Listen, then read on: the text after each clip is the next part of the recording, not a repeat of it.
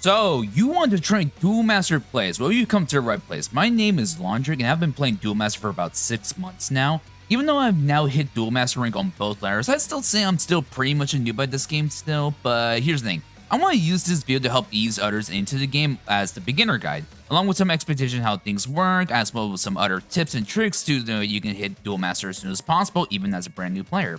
Now that we have that out of the way, let's just get on with the video. Alright, so to start things off, this game is like a hybrid middle ground between the absolute degeneracy of Yu-Gi-Oh! And the initial mana systems and color identity of Magic the Gathering. Since there are many flashy plays to be made in the game, but as well, thanks to the mana system, you're not just watching your opponent play by themselves for over 10 minutes if you didn't open the hand trap.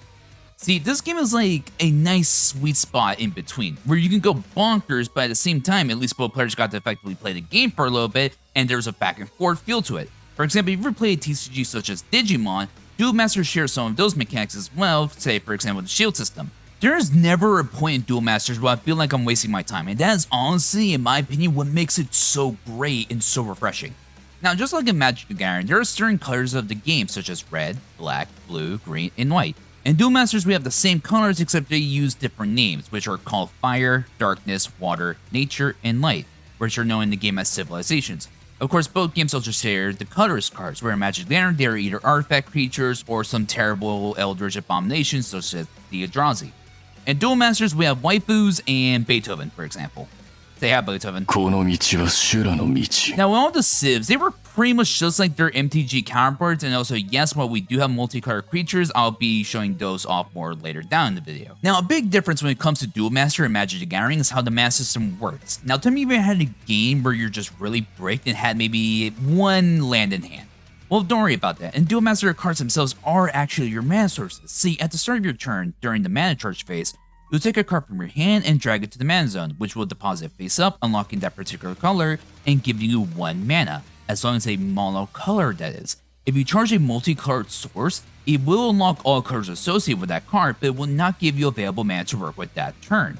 With this system, it really makes you strategize which cards you want to charge and which you keep, which makes this game more interesting, since you do have control over your game actions and you're not feel like your agency as the player is being taken away from you.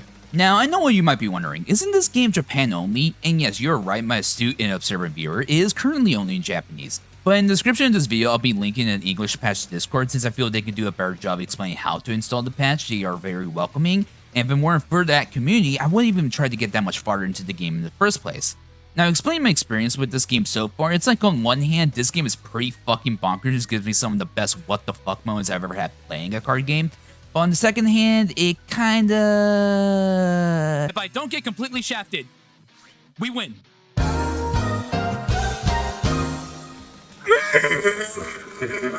It can sometimes bring out my inner league player, I'm not gonna lie. Now, how do you actually play a game of Duel Masters? A game of Duel Masters starts with both players taking the top 5 cards to their decks and putting them face down in front of them as their shields, and they'll proceed to draw 5 cards. Then it goes like this, and unless you are the going first player and it's the first turn of the game, you'll draw a card. Going to the mana charge phase, you put a card from your hand into the mana zone, face up. Afterwards, you're now in the main phase, where you can play creatures or cast spells. And remember, creatures in this game come into play with summoning sickness, unless they are evolution creatures or have the keyword Speed Attacker, which is basically haste from Magic the Gathering. After the main phase, you can attack the player or any creatures on the field that are currently tapped. After that point, your turn ends and the opponent will proceed to start their turn. The game is over once a player has lost all their shields and receives one last hit from a creature. If you play TCG such as Digimon, it's the exact same premise. The new play experience for Duel Master players has been vastly improved since I started playing this game not too long ago, where a recent change where new players will now be able to receive 210 free packs. This new change will really allow players to essentially have the capacity to craft any deck they like from the first day they get into the game. I'm sure they'll be very useful for new players as they start their new journeys, and if you're to keep up with events, which will likely continue to expand your card collection with special promos, pack tickets, and etc. But even with all these packs, you'll still want to garner a ton of gold for future releases, or if you still want to open a specific set if you want to build some kind of different deck, which is where I'm going to show you the game mode where I recommend you actually start off once you make a new account. It's just a story mode for the game. Yeah, it's not that bad. Each floor consists of 10 sections, and each section has 3 missions for you to clear so that you can gather extra rewards. Typically, it's extra gold, but on the last section of the floor, you'll typically be awarded with pack tickets of a specific set. I'm not gonna lie, the tower is a tad grindy, and trust me, I know that after hearing that the game has already awarded you with a ton of packs from just starting the game, you'll likely not want to do tower. Trust me, it took me over 4 months to do so, but I still highly recommend doing so since clearing out the set will allow you to start gathering plenty of gold from when you get new set releases. Trust me, you're gonna need all the gold you can get now. If you're wondering, okay, Laundry, how can I actually get into story mode if I don't have a deck already? Well, here's the thing. Duel Master Plays already gives you these things called rental decks. These decks are based on the newest set that have come out, so they do switch out with each new set release. But they will be more than able to carry you through the entire story so you can actually make sure you clear all those bonus missions and get the maximum amount of gold possible. And with that gold, I'm going to tell you guys where exactly you should go and spend it. I'm gonna need that.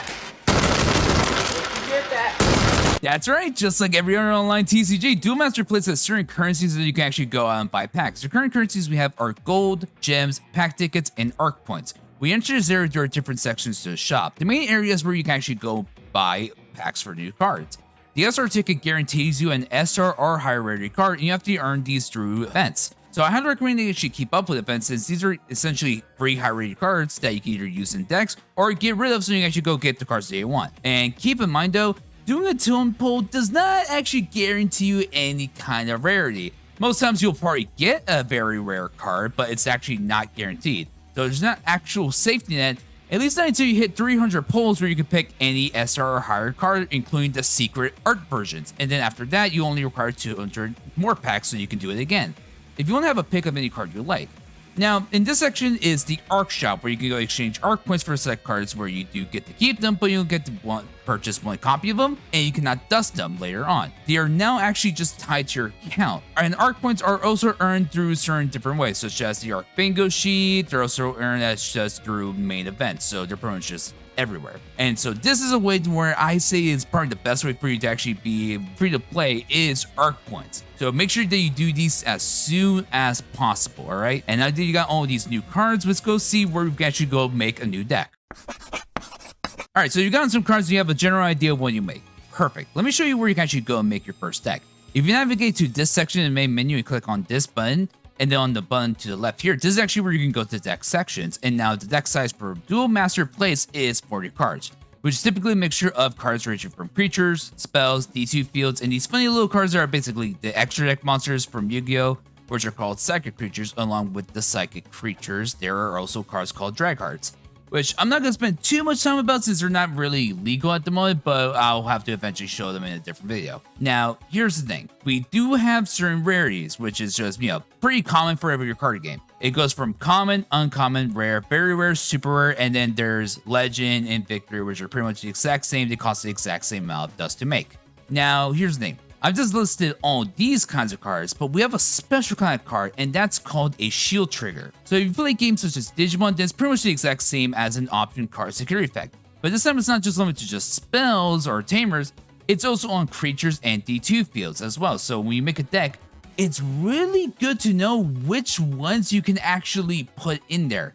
Trust me, you do not want to have a deck where there's no shield triggers at all. They are your lifeblood. They will make sure that you're not just going to get blown out instantaneously. I also want to explain that we have a new kind of creature in this game that was recently introduced, that being the Neo Evolution creature. To put simply, you can either drop it onto the board as a standardized creature, but you can also evolve on top of another creature so that you can either attack straight away, as well as you can actually get some special benefits. For example, throughout the video, I've been using this card Proud Soul. If you take a look, typically he costs 6 mana to play him out, but if you were to actually make him an evolution creature, you can do it for 4 mana instead, which you get access to his special effects immediately. For example, that when he attacks, you can actually shieldify the top card of your deck. Since I'm talking about deck construction, this is actually the perfect time for me to bring up the Duel Master Deck List Discord. This place is the ultimate way to check out any deck that may interest you. It is currently divided into 2 sections, being New Division and All Division, or ND and AD for short, which if I was to explain it, ND is our standard format where only a few sets are legal at a time, and then there's AD, where all sets are legal, which is also where my nightmares tend to hide away at. When you find a deck that you like, I invest that you right click on that specific post and click the follow button, so that when the archetype eventually updates, you'll be updated immediately about the new changes, since the meta in this game always changes rapidly. As well, if you ever have any questions about any particular deck, this will be the best place to ask them, since the members here are very knowledgeable about the game and are more than willing to help out any new players.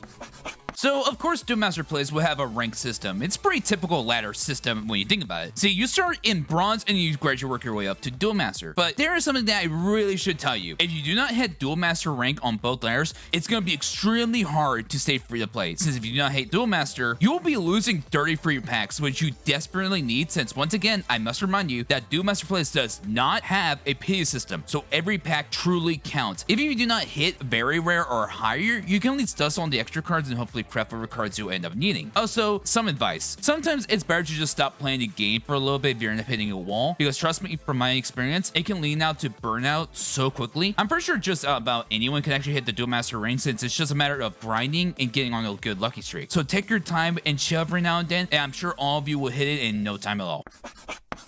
And with all that, I'd like to say thank you all for watching this beginner's guide. Before I head out, I just want to say a few more things. Would any of you guys be interested in any of the beginner or budget decks that can easily climb rank ladder? I'd be more happy to cover some, since I know that this game doesn't always point players in the best direction, and some decks, while good, are ridiculously expensive, so I'd be more than happy to cover them. As well, I just want to thank the English Patch Discord for all their help, because without them, I wouldn't have tried to keep playing this game whatsoever, and I'm extremely grateful to them, especially for their help, since when I first started playing this game, I had absolutely no idea what to do. Once again, in the description of the video, I'll be making sure to leave their Discord server, as well I'll be leaving my own in the description as well, since I do plan on continuing to cover Duel Master content well into the future, so it means a lot to me if you all can come along while my journey. I also love to answer any more questions that you guys may have live on stream if I'll ever get the chance to do so. So with all that, I'd like to once again say thank you all for checking out the video, and hope to see you all in the near future.